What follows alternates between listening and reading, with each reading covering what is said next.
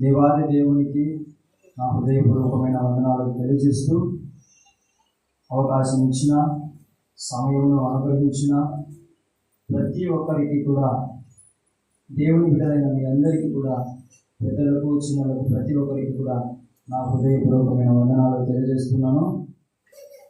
వాక్య భాగంలోకి వెళ్దాం. కొత్త నిబంధన గ్రంథము పేతురు రాసిన మొదటి పత్రిక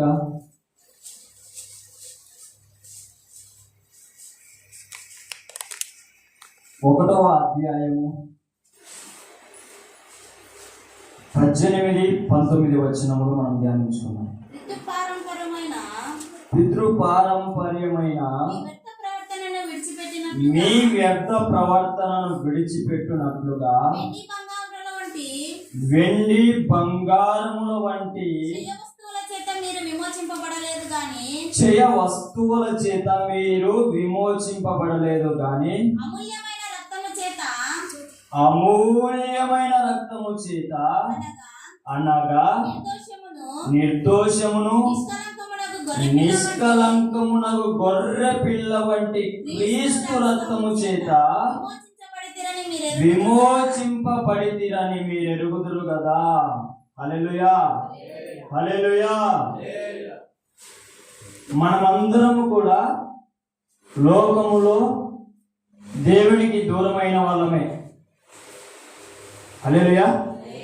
మనమందరము కూడా లోకంలోకి వచ్చిన తర్వాత ఏదో ఒక విషయంలో దేవునికి దూరమైన వాళ్ళమే. కానీ ఎవరికి దగ్గర అయ్యాము అంటే లోకానికి దగ్గర, అపవాదికి దగ్గర అయ్యాము. హల్లెలూయా. ఈ లోకానికి దగ్గరైన తర్వాత, అపవాదికి దగ్గరైన తర్వాత మనకు విమోచన ఎక్కడన్నా దొరుకుతుందా అంటే ఎక్కడ కూడా మనకు దొరకలేదు. హల్లెలూయా. ఎక్కడ కూడా మనకు దొరకలేదు.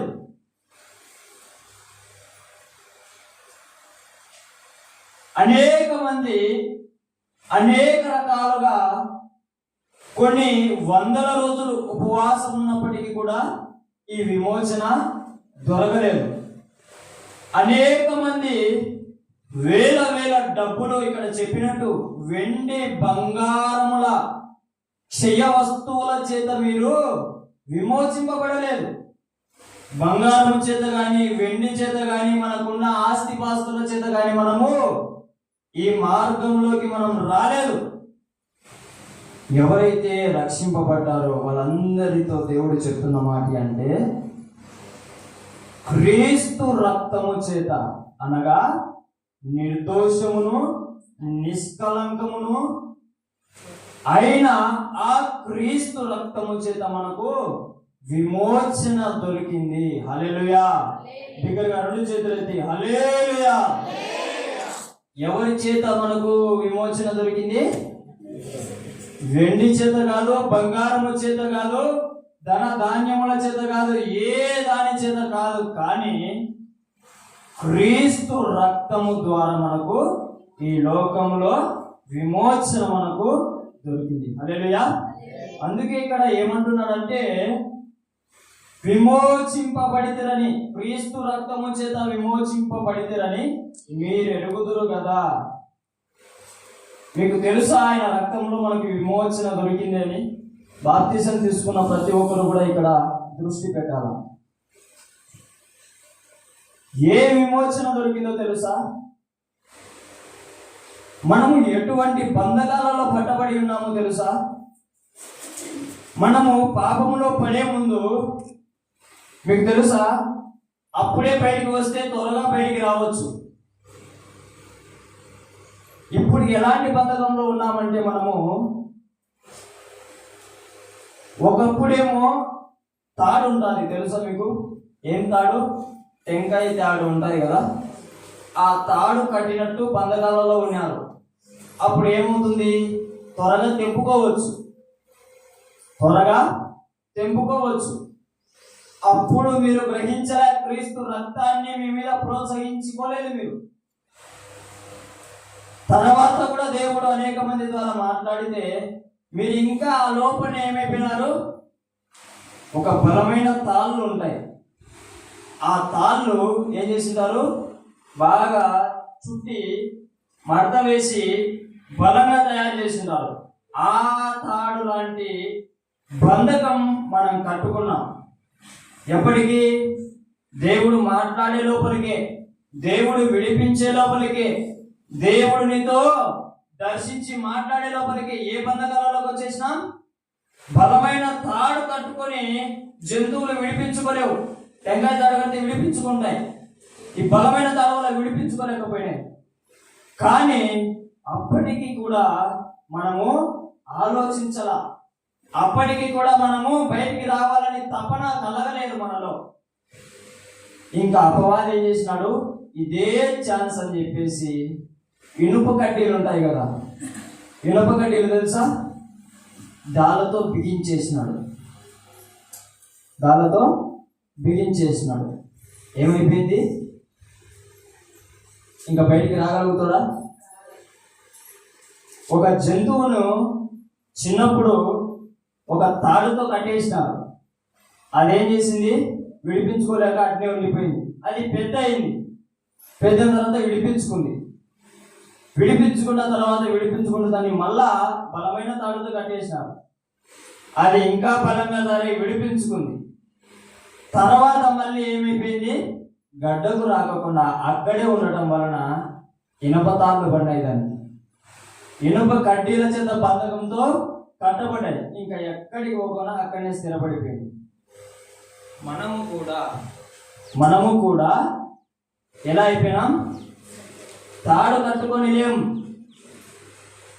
టెంకాయ తాడు కట్టుకొని లేం, ఇనుము కట్లు పెట్టుకొని మనము మన జీవితాలను ముందరికి నడిపించుకుంటా ఉన్నాం. హల్లెలూయా. అందుకే మనం బయటికి రాలేక ఎన్నో సంవత్సరాల నుంచి మనము ఎదురు చూసాం. ఎవరి కోసం? క్రీస్తు కోసం. హల్లెలూయా. అనేక మంది ప్రవక్తలు, అనేక మంది దేవుని భక్తులు ఏం చేశారు? ఎదురు చూశారు. విమోచన మనకు దొరుకుతుందా ఎక్కడ అని చెప్పేసి. ఎక్కడ దొరకలేదు. అందరికీ ఒకటే, పాపం చేయడం, పాపంలో ఉండి నరకానికి వెళ్ళడమే. కానీ ఎంతో మనల్ని ప్రేమించి దేవుడు లోకమును ఎంతో ప్రేమించను కాగా తన అద్వితీయ కుమారుని మనకు అనుగ్రహించాడు. ఆ కుమారుని అనుగ్రహించిన తర్వాత కూడా మనం ఎలా ఉన్నాము అంటే, తాళ్ళు తెగిపోయాయి, ఇనుప కడ్డీలు తెగిపోయాయి. మనం ఎలా ఉన్నాము అంటే, ఇంకా మనకు తాడు కట్టినట్టే, ఇంకా మనకు ఆ సంఖ్యలు వేసినట్టే అదే బంధకాలంలోనే ఉంటున్నాం, అదే ఏడుపులోనే ఉంటున్నాం, అదే బాధలతోనే ఉంటున్నాం. హల్లెలూయా. ఏనుగు తెలుసా మీకు అందరికీ? ఆ ఏనుగును చిన్నప్పటి నుంచి ఒక చిన్న తాడుతో కట్టేసినారంట. చిన్న తాడుతో కట్టేసింటే అది చిన్నప్పుడు లాగి రావడం లేదని చెప్పేసి ఏమైపోయింది? అక్కడనే స్థిరపడిపోయింది. వాళ్ళు ఏం చెప్తే చేయడము, అది ఏం చెప్తే తినడము, అంతవరకే ఉండింది. అది రాను ఏమైపోయింది? సంవత్సరాల గడిచే కొద్దీ పెద్దదైపోయింది. ఏమైపోయింది? పెద్దదైపోయింది. పెద్దదైన తర్వాత అందరూ చూస్తున్నారు, దాన్ని నవ్వుతంటే అందరికీ అనిపించింది, ఏంది ఇంత చిన్న తాడుతో కట్టేసింటే అది విడిపించుకోలేకుంది, అంత బలమైన ఆకారం అని అతను అడిగితే తన యజమాని ఏమంటాడంటే, ఆ ఏనుగు యజమాని, దాన్ని చిన్నప్పటి నుంచి మేము కట్టేసినాం ఆ తాడుతోనే. అది చిన్నప్పుడు ప్రయత్నించింది, కొన్ని సంవత్సరాలు ప్రయత్నించింది, రాలే గడ్డకు, బాగా కట్టినాం ఆ తాడుతోనే. కానీ అది పెద్దదైంది, దానికి తెలుసు. కానీ అదే పెట్టుకుంది, ఎప్పుడూ కట్టేసినారు నన్ను, నేను రాలేను, ఎంత లాగినా నాకు నొప్పి తప్ప బయటికి. అదే ఆలోచన పెట్టుకునింది దాన్ని. జంతువు ఏం చేసింది? అది అదే ఆలోచన పెట్టుకునింది, బయటికి రాలేకుందంటే ఆ యజమాని చెప్పిన మాటలకు అవునా నిజమా అని చెప్పి నవ్వి పక్కకి వెళ్ళిపోయినాడు. హల్లెలూయా, హల్లెలూయా. కానీ మన యజమాని అటువంటి వాడు కాదు. ఏదైనా తెలియజేస్తాడు. నువ్వు ఏ పండగంలో తాడుతో కట్టబడ్డావా, టెంకాయ తాడుతో కట్టబడ్డావా, ఇనుప సంఖ్యలతో కట్టబడ్డావా, నీవు తెలియజేస్తాడు దేవుడు. తెలియజేసిన తర్వాత నీకు ఎక్కడ విమోచన దొరుకుతుందనేది కూడా తెలియజేస్తాడు. హల్లెలూయా, దేవునికి మహిమ కలుగును గాక. మనం ఏం చేయాలా? పట్టుకొని బయటికి రావాలా. తెలియజేసిన వాక్యమును పట్టుకొని, తెలియజేసిన శక్తి కలిగిన బలమైన దేవుని మాటను పట్టుకొని మనము బయటికి రావాల బంధకాల నుంచి. హల్లెలూయా. ఎప్పుడు నా జీవితం ఇంతే, ఎప్పుడో జరిగిన దానికి ఇప్పుడు ఏదన్నా బాధ కలిగితే, ఎప్పుడు నా జీవితం ఇంతే, నా బ్రతికింతే, నా పిల్లల జీవితం ఇంతే, నా కుటుంబం జీవితం ఇంతే, నా ఊరు ఇంతే, నా మనుషులు ఇంతే, ఇంతే ఇంతే ఇంతే అనుకొని ఆ ఏనుగులాగా ఎక్కడున్నావు? ఆ ప్లేస్ లోనే ఉండిపోయినావు. హల్లెలూయా. దేవుడు నీ దగ్గరికి వస్తున్నాడు ఈరోజు. నీ సంఖ్యలు క్రీస్తు రక్తము చేత నిన్ను విమోచించాలని, నీ సంఖ్యల నుంచి ఆయన విమోచించడానికి దేవుడు నీ దగ్గరికి వస్తున్నాడు.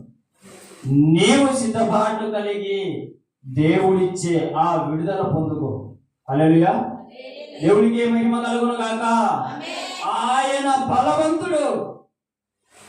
మనం పాట పాడుకున్నాం, యేసయ్య నామములో ఏముంది? శక్తి ఉంది. ఏ శక్తి? రోగాలను వెళ్ళగొట్టే శక్తి, పాపాలను వెళ్ళగొట్టే శక్తి, మనసులో ఉండే ఎంతో కఠినమైన బాధను కూడా కనిపెట్టి పెకలించే శక్తి యేసు శక్తి. హల్లెలూయా. వాక్యంలోనే ఉంటుంది. ఏమట? బాగా సంతోషంగా కనిపించే వాని మనసులో మనోదుఖం ఎక్కువ ఉంటుందంట. హల్లెలూయా. కొంతమంది ఏడుస్తుంటారు కానీ మన జీవితంలో సంతోషంగానే ఉంటుందంట. చిన్న చిన్న వీళ్ళు అలాగా దేవుని బిడ్డలారా చెప్తున్నాను చూడండి. క్రీస్తు రక్తం క్రిందికి నీవు గనక పోస్తే నీకు విడుదల కలుగుతుంది. హల్లెలూయా. క్రీస్తు రక్తము చేత నీవు కడగబడితే, బాప్తిస్మం ద్వారా పరిశుద్ధాత్మని అంగీకరించడం ద్వారా నీవు క్రీస్తు రక్తంలో కడగబడితే నీవేమైపోతావు? నీ బంధకాలు తెప్పుకోగలుగుతావు. నీకు ఏమిస్తాడో తెలుసా? శక్తిని ఇస్తాడు, బలాన్ని ఇస్తాడు. హల్లెలూయా. విమోచిస్తాడు ఆయన. నువ్వు ఈ విమోచన ఏ ధనము చేత నువ్వు కొనలేవు, ఏ బంగారము చేత నువ్వు కనలేవు. హల్లెలూయా. ఏదో ఒక తప్పు చేసావు, జైలుకు వెళ్ళావు, వాళ్ళు ఏదో ఒక శిక్ష వేస్తారు, ఎంతో కొంత డబ్బు కట్టి బయటకు వస్తావు. తెలుసా? ఎంతో కొంత దానికి ప్రయత్నం చెల్లించి బయటికి రాగలుగుతాం. కానీ మన శాపములో, మన పాపముల వల్ల మనం జైల్లోకి వెళ్ళిపోయాం. డబ్బు కడితే వచ్చే విమోచన కాదు మనకు కావాల్సింది. బంగారం ఇస్తే వచ్చే విమోచన కాదు మనకు కావాల్సింది. ఏ దాని కింద కడగబడితే వస్తుంది? క్రీస్తు రక్తము చేత కింద కడగబడితే నీకు విమోచన దొరుకుతుంది. హల్లెలూయా. దేవునికి మహిమ కలుగును గాక. విమోచింపబడిన నీవు లోకానికి దగ్గరగా ఉండాలా, దేవునికి దగ్గరగా ఉండాలా? దేవుని దగ్గరగా ఉండాలి. హల్లెలూయా. దేవునికి మహిమ కలుగును గాక. మనల్ని దేవునికి దగ్గరగా చేసే ఒకటే మార్గం చూడండి. ఎఫెసీయులకు రాసిన పత్రిక 2వ అధ్యాయము, ఎఫెసీయులకు రాసిన పత్రిక 2వ అధ్యాయము, మనలను క్రీస్తు రక్తం ద్వారా కలిగిన తర్వాత, విమోచించిన తర్వాత, ఎటుపోవాలో దిక్కు తెలియని స్థితిలో ఉన్నప్పుడు దేవునికి దగ్గరగా చేసే ఒకే ఒక మార్గం మనకి ఇక్కడ ఉంటుంది. 13వ వచనం చూడండి.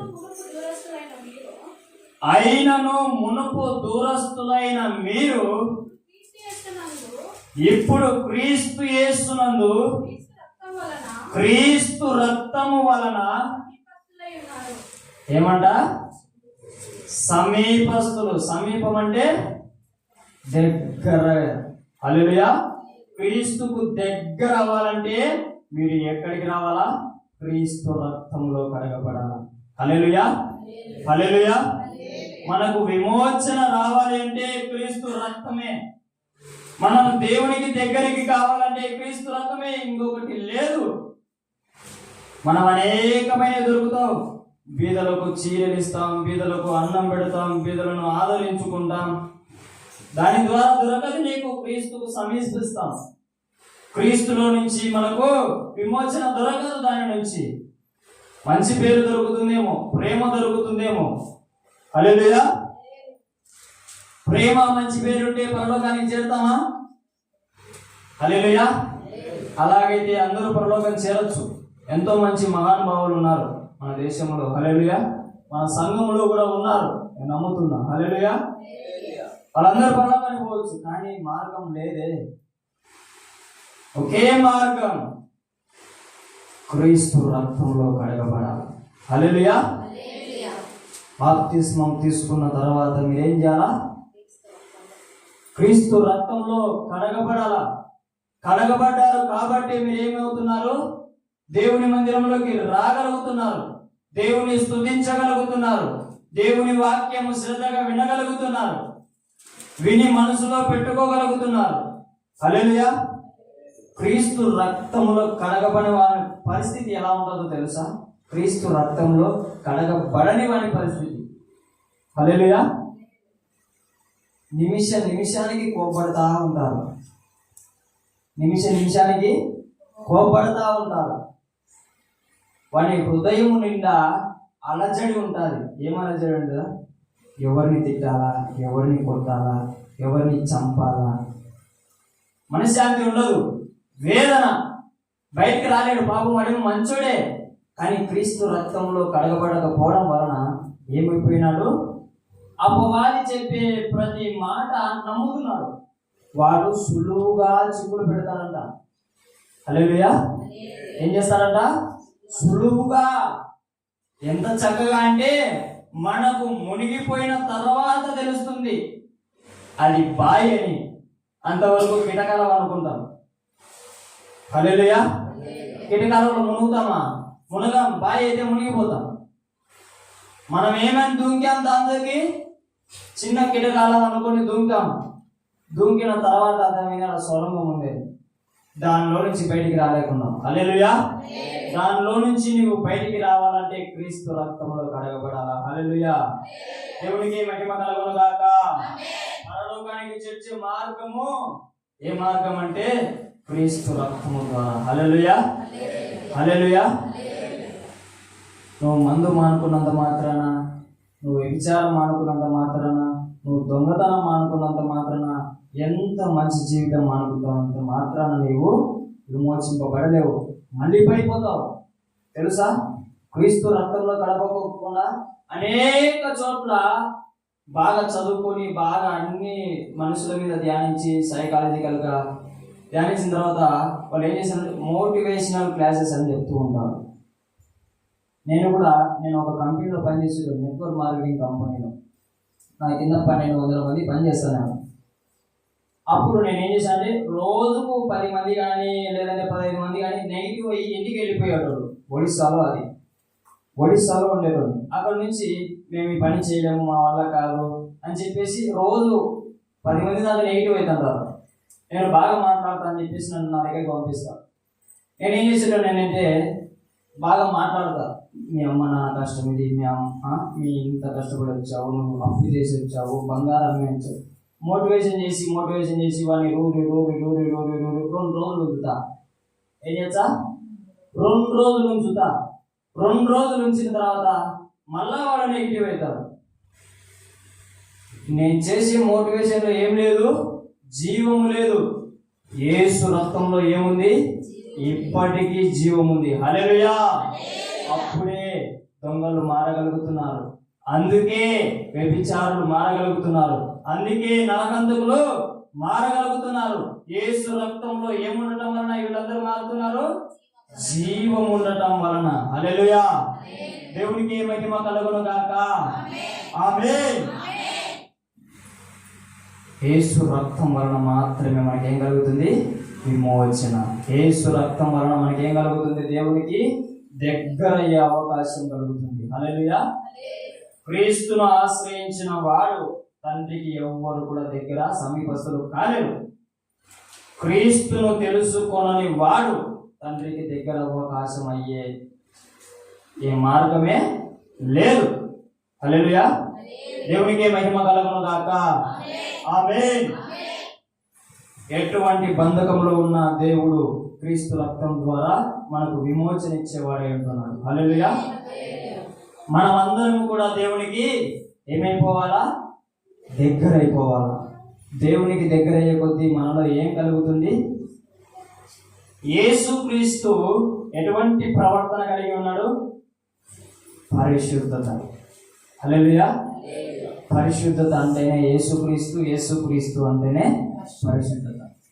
వేల మందిలో సవాలు విసిరాడు, నాలో పాపం ఉన్న ఎడలను కనబడలేదు. ఏ అధికారి, ఏ దేవుడు, ఎవడు అంత పౌరుషంగా చెప్పగలిగిన వాడు ఆ మాట? నా యేసయ్య తప్ప. హల్లెలూయా. దేవునికి మహిమ కలుగును గాక. యేసుక్రీస్తు తప్ప ఎవడు కూడా సవాలు విసినోడు లేరు. ఏ గ్రంథంలో చూసుకున్నా. హల్లెలూయా. ఒక మార్గం ఉంది, దాన్ని తెలుసుకొని దాని వంట వెళ్ళండి అని చెప్పేసి ఉంది. కానీ నేనే మార్గం, నేనే సత్యం, నేనే జీవం అని ఎవరు కూడా చెప్పాలి. హల్లెలూయా. ఎవరు చెప్పారు? ఎవరు చెప్పారు? అందరూ చెప్పాలి. ఎవరు చెప్పారు? హల్లెలూయా. యేసు రక్తంలో మాత్రమే మనకేముంది? దగ్గర అయ్యే అవకాశం ఉంది. హల్లెలూయా. దేవునికి మహిమ కలుగును గాక. చూడండి, హెబ్రీయులకు రాసిన పత్రిక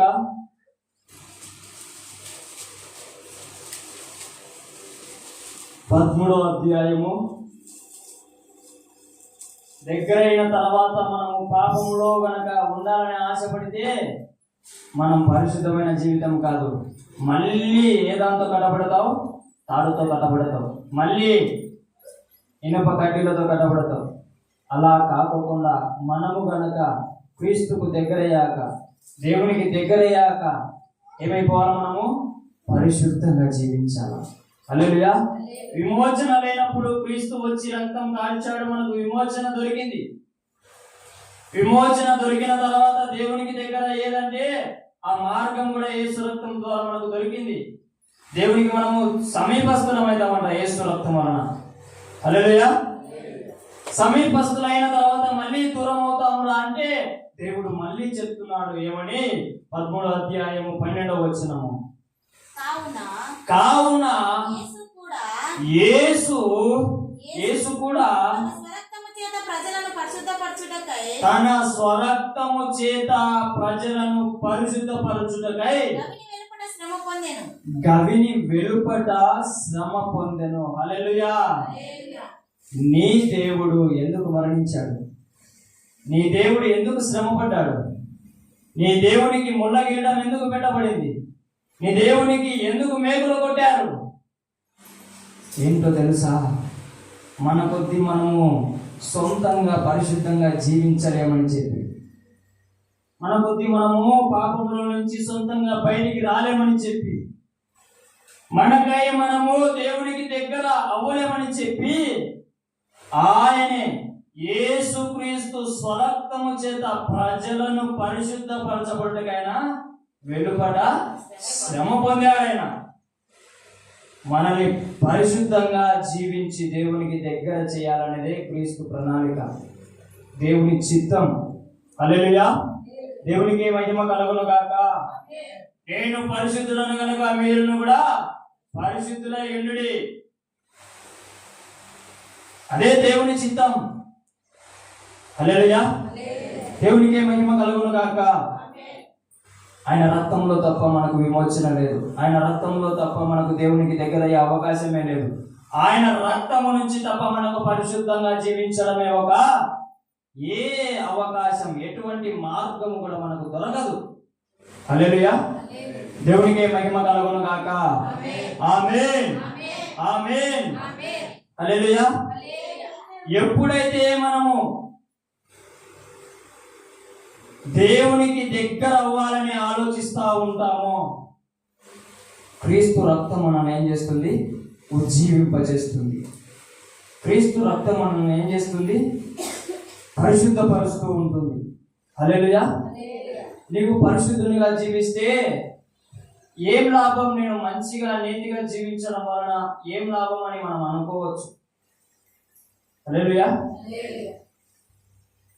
నీవు ఏమి లాభం అని అనుకుంటున్నావు అంటే నువ్వు ఏ తనంలో ఉన్నావు? గుడ్డితనంలో ఉన్నావు. ఏ లాభం లేదు చెప్పు. పరిశుద్ధంగా జీవించడం వలన పరలోకం చేరలేవా? పరిశుద్ధంగా జీవించడం వలన దేవునికి దగ్గర అవ్వలేవా ఈ లోకంలో? పరిశుద్ధంగా జీవించడం వలన ఇంకొకరిని నీ ప్రవర్తన ద్వారా దేవుని ప్రేరేపణ కలిగించే విధంగా సహాయపడలేవా?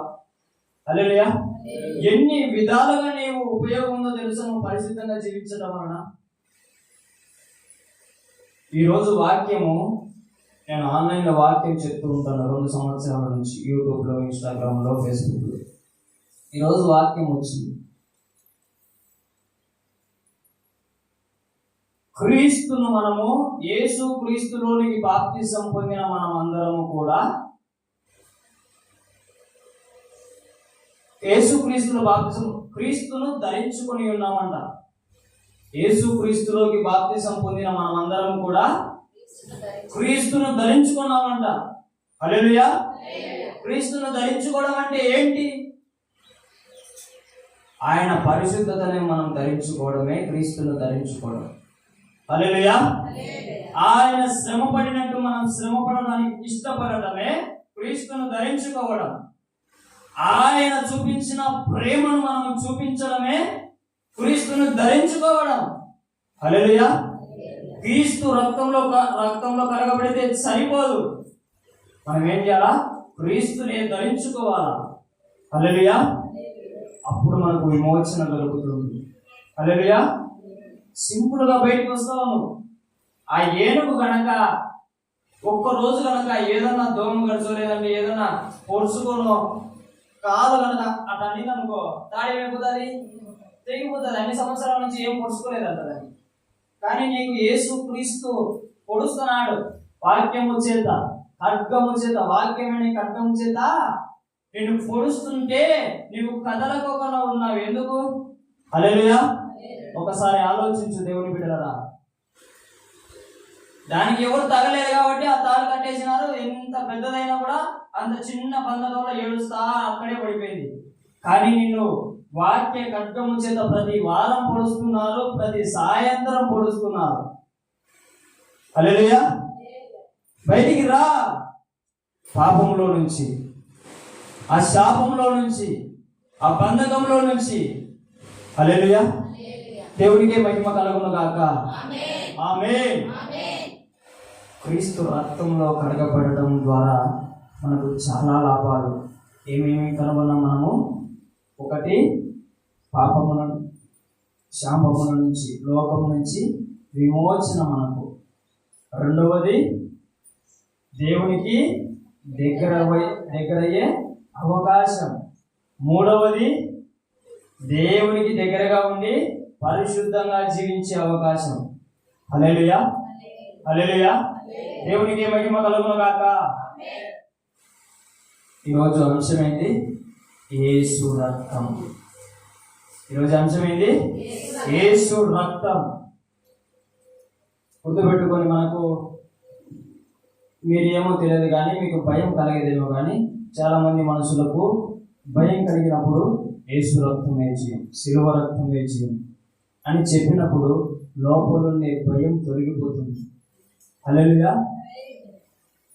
మీరు బాధలలో ఉన్నప్పుడు మీరు గనక ఈ నామస్మరణం చేయండి, యేసు రక్తం వేయం, శిలువ రక్తం వేయమని మీ హృదయాన్ని అక్కడ శిలువ రక్తం మీదకి, యేసు రక్తం మీదకి పంపించండి. ఆ బాధ నుంచి మీరు బయటికి రాగలుగుతారు. అంత శక్తి ఉంది యేసు రక్తములో, అంత శక్తి ఉంది ఆ శిలువ రక్తంలో. హల్లెలూయా. ఏదో ఆ ఊరి బయట చనిపోయినాడు, రక్తం కాచినాడు, పోయినాడు అనే విధముగా కాదు. ఆ రక్తములో మనం చనిపోతే ఏమైపోతుంది? రక్తము ఎండిగానే పోతుంది. కానీ క్రీస్తు రక్తం ఇప్పటి వరకు కూడా పాపులను మారుస్తానే ఉంది. హల్లెలూయా. క్రీస్తు రక్తం ఇప్పటికీ కూడా వ్యభిచారులను మారుస్తానే ఉంది. అనేక మంది దొంగలను మారుస్తానే ఉంది. వెదకి వెదకి వెదకి ఎక్కడ సందు దొరికితే అక్కడికి వెళ్ళి ఏం చేస్తుంది? క్రీస్తు రక్తము కడుగుతుంది ప్రతి ఒక్కరిని. హల్లెలూయా, హల్లెలూయా. ఈ రక్తమును రుచి చూచిన వాడు ఏ కాడి కింద బానిస అవ్వలేడు. హల్లెలూయా. ఈ రక్తం నుంచి విమోచించబడిన వాడు ఏ బంధకంలో చిక్కుకొనడు. హల్లెలూయా. దేవునికి మహిమ కలుగును గాక. హల్లెలూయా. చూడండి, మొదటి యోహాను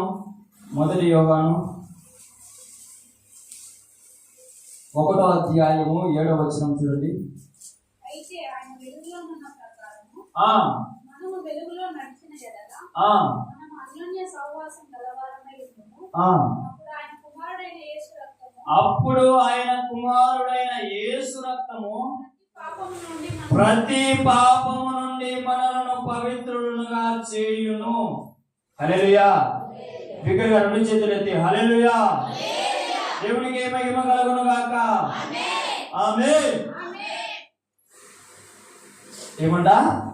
యేసు రక్తము ప్రతి పాపము నుండి మనలను పవిత్రంగా మార్చేస్తుంది. హల్లెలూయా. ప్రతి పాపము నుంచి.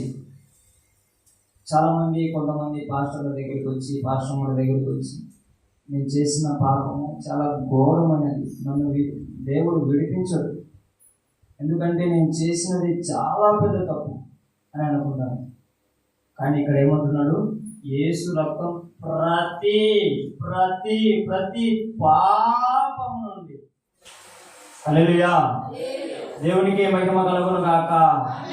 ఎప్పుడో అవ్వ చేసిన పాపం నుంచి ఇంతవరకు మనం చేసే పాపం వరకు కడగగలిగిన ఒకే ఒక్క రక్తము యేసు రక్తం. హల్లెలూయా. దేవునికి మహిమ కలుగును గాక. దేవుడి పిల్లరా, ఒకసారి ఆలోచించండి. మీరు దేవుని మహిమపరిచే వారిగా ఉండాలనుకుంటే క్రీస్తు రక్తం ఎందుకు కాల్చాడో తెలుసుకోండి. హల్లెలూయా.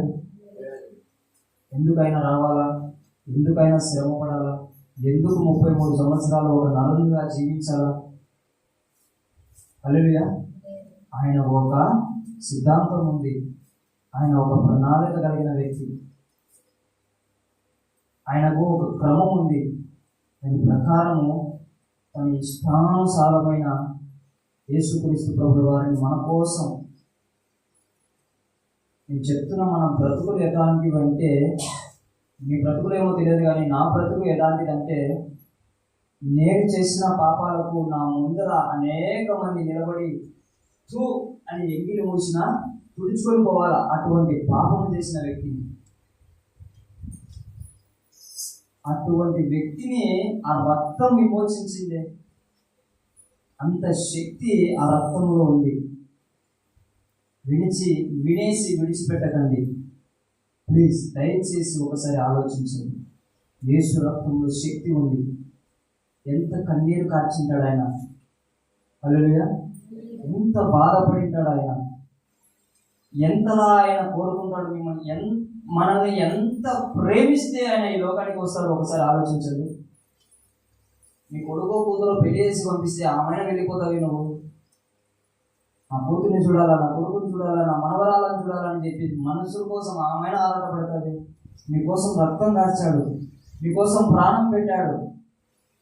ఆయన కోసం ఆరాటపడు. ఒకసారి ఎన్ని మేలులు నువ్వు చూస్తావో, ఈ రోగాల నుంచి స్వస్థత, ఈ ఆశీర్వాదాలు, ఈ దీవెనలు, అవన్నీ కూడా మనకు క్రీస్తు రక్తంలో కడగబడితే అవే మన వెంట పరిగెత్తుకుంటూ వస్తాయి.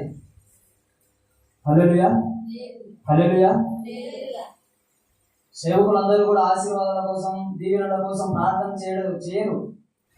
అయ్యా, నా సంఘానికి వచ్చే ప్రతి పాపి కూడా రక్షింపబడాలయ్యా, పరిశుద్ధంగా జీవించాలయ్యా, ప్రభు మారు మనసు చెందాలయ్యా. వారి పరిశుద్ధత ద్వారా అనేకులు వారి పనులు చేసే దగ్గర వాళ్ళు పరిశుద్ధత ద్వారా వాళ్ళందరూ కూడా తెలుసుకొని వారి ప్రవర్తన మార్చుకొని దేవుని మందిరంలోకి రావాలి ప్రభువా. హల్లెలూయా. మన పరిశుద్ధత అనేది చాలా ప్రాముఖ్యం. మన ఘట్టములను మనము కాపాడుకునే విధముగా మనం ఉండాలి. హల్లెలూయా, హల్లెలూయా. ప్రతి స్త్రీ కూడా పెళ్ళి అయినంత వరకు, ప్రతి పురుషు కూడా పెళ్ళి అయినంత వరకు కూడా తన శరీరాన్ని ఏం చేయాలా? కాపాడుకోవాలా. కన్నులను, నోటితో ఏ వెంటనే మీరు మాట్లాడకూడదు. మీ శరీరం అపవిత్రపరచబడుతుంది మీ నోటి ద్వారా. మీ నాలుక, మన నాలుక ఎటువంటిదో తెలుసా మీకు? హల్లెలూయా. యాకోబు రాసిన పత్రిక చూడండి, 3వ అధ్యాయము 6వ వచనము, చివరి వచనము. నాలుక అగ్నియే, నాలుక మన అవయములలో ఉంచబడిన, మళ్ళీ గట్టిగా చదవాలి, పాప ప్రపంచమై సర్వ శరీరానికి మాలిన్యం కలగజేస్తుంది మన నాలుక, మన నోటి మాట. ప్రకృతి చక్రమునకు చిచ్చు పెట్టెను. ఏమంటా? చూడండి ఎంత ప్రమాదకరమైన శరీరాన్ని ధరించుకొని ఉంటున్నాము. హల్లెలూయా. కాపాడుకోండి. ప్రతి ఒక్కరము కూడా మన శరీరాలను మనము కాపాడుకునే విధంగా ఉండాలి. హల్లెలూయా.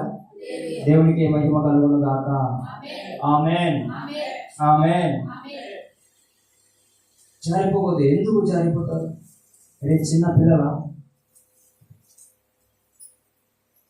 చిన్న పిల్లలు అయితే జోబిలో నాన్న డబ్బులు పెడతాడు, దొంగతనం చేసి తీసుకెళ్తాడు. మీరు చిన్నపిల్లలు కాదు కదా అంత ఈజీగా త్వరగా పడిపోవడానికి. క్రైస్తవ్యంలో మగాడు అంటే ఎవరో తెలుసా? క్రైస్తవ్యంలో మగాడు అంటే పరిశుద్ధత కలిగిన వాడు మాత్రమే. హల్లెలూయా, హల్లెలూయా. లోకంలో మగాడు అంటే పాపం చేసినటోడు. తెలుసా మీకు? క్రీస్తును ధరించుకున్న మనమందరం పరిశుద్ధంగా ఉండటం వలన మనము ఎటువంటి వారము మనము చూపించగలుగుతాం. హల్లెలూయా. పాపం చేయడం సులభం, 1 నిమిషం చాలు. నీవు కన్నా నీ కొడుకు కూడా నీ ముందర పాపం చేస్తాడు. పరిశుద్ధత కలిగి జీవించు, అది ధైర్యవంతుని కలిగిన లక్షణం. హల్లెలూయా. క్రీస్తు కుమారునికి ఉన్న లక్షణం, క్రీస్తు శిష్యులకు ఉన్న లక్షణం. హల్లెలూయా. జారిపోతాం మనం. క్రీస్తు రక్తం ద్వారా విమోచింపబడాల. క్రీస్తు రక్తం ద్వారా మనము దేవునికి దగ్గర అవ్వాలా. క్రీస్తు రక్తం ద్వారా మనము పరిశుద్ధంగా జీవించాలా. హల్లెలూయా. దేవునికి మహిమ కలుగును గాక. ఆమేన్. ఒక్కసారి చూడండి, మనం విమోచింపబడాలి అంటే ఏం కావాలా? యేసు రక్తం. మనం దేవునికి దగ్గర అవ్వాలంటే ఏం కావాలా? యేసు రక్తం. మనం పరిశుద్ధంగా జీవించాలంటే మనం ఏం కావాలా? యేసు రక్తం. ప్రతి దానికి జవాబు ఏంది? యేసు రక్తంలో కడగబడటమే ప్రతి దానికి జవాబు. హల్లెలూయా. బిగ్గరగా 2 చేతులు ఎత్తి హల్లెలూయా. దేవునికి మహిమ కలుగును గాక.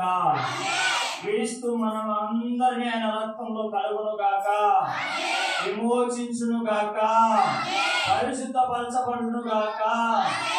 ఆమేన్, ఆమేన్. దేవుడి పరిశుద్ధమైన లేఖలను దీవించును గాక. ఆమేన్, ఆమేన్, ఆమేన్. దేవుడు మీ అందరికి తోడై ఉండును గాక. మోకరించినట్లయితే చిన్న ప్రార్థన చేసుకుని ముగించుకుందాం.